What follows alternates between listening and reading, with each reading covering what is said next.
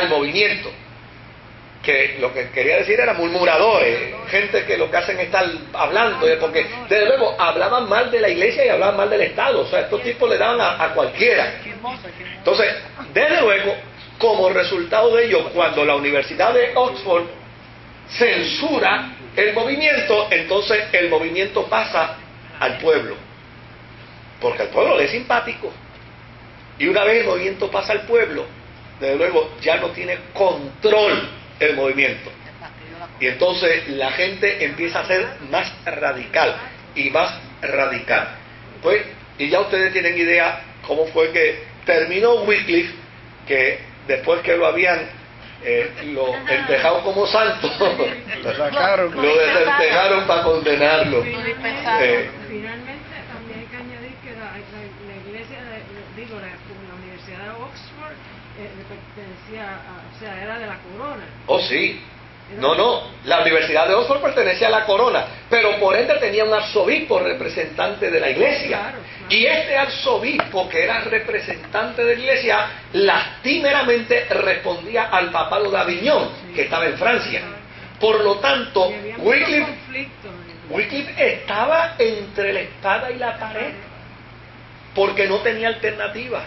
Desde el punto de vista político, Wycliffe no tenía ninguna alternativa, porque para los ingleses llegó a ser enemigo, porque a la larga su sermón iba también en contra de decanato. Sí.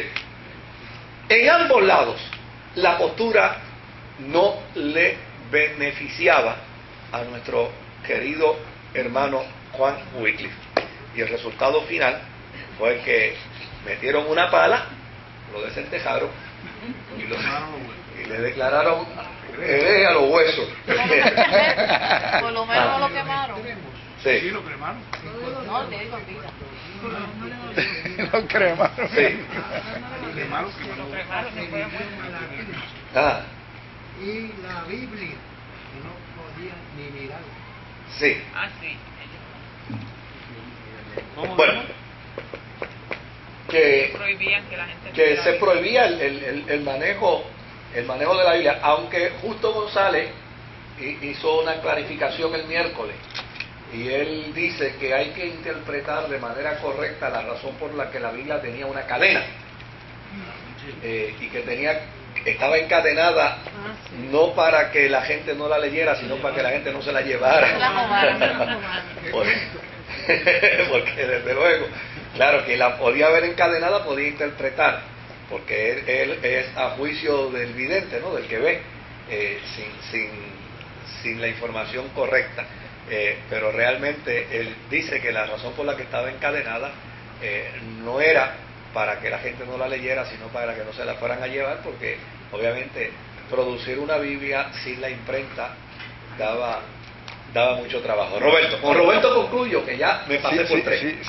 Se le ponen cadenas a las plumitas en los bancos. Imagínate, Arao. Entonces eran los 12 postulados de Lutero. ¿Ah? De ahí surgieron los 12 postulados de Lutero. No. Lutero establece 95 tesis. Lutero es antes de Wycliffe. ¿Ah? Después. no, Después. Pero Pero desde luego, Wycliffe y Juan Hus sientan bases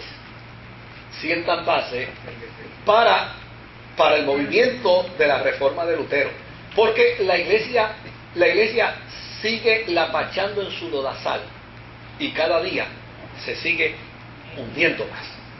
Entonces, desde luego, la gran ventaja que tiene Lutero, que obviamente le llamamos una provisión divina, es que en el momento en que Lutero surge, oiga, ya definitivamente el Estado se quiere zapatear de la iglesia. No, ya el Estado dice, oye, no podemos seguir permitiendo que la iglesia nos siga dirigiendo, porque imagínense, la iglesia le daba, ya en ese momento, ¿se acuerdan que el emperador comenzó como el superpapa en Oriente? Pero ya los gobernantes ya no tenían ya no tenían ese título, pero sí tenían el título de obispos o de arzobispos. Y la razón de esos títulos, yo le voy a decir cuál es. No era prestigio religioso, era más bien control y manipulación. O sea, si el gobernador de Puerto Rico fuera miembro de esta iglesia, pues desde luego, yo tendría un privilegio sobre cualquiera, porque entonces yo lo que haría es que lo llamo y le digo, mira fulano, te quiero hacer una visita pastoral, yo soy tu pastor. Entonces, claro, si quiero lograr el objetivo, voy y me siento y le digo, no te estoy hablando como ciudadano, te estoy hablando como tu pastor. Y necesito que tú me escuches. Yo como pastor, pues, obviamente, caigo en bendición y después le digo lo que yo quiero que haga y ¿verdad? Pues entonces, desde luego, en este caso, la iglesia hacía eso, le otorgaba un título de obispo a un emperador y después le decía, compadre, quien le está hablando a usted es el Papa y le está hablando al obispo. Así que vamos a ver cómo el obispo responde a lo que pide el Papa. Y de luego llegó un momento en que la iglesia le quería controlar la vida social a los emperadores, a los gobernantes, y ahí es donde Lutero tiene un poco de beneficio, pero eso lo vamos a discutir. Yo creo que ya en una semana más, 2 martes más, dos martes más, ya podemos entrar entonces a nuestro amigo Martín Lutero, con la ayuda del Señor. Bien.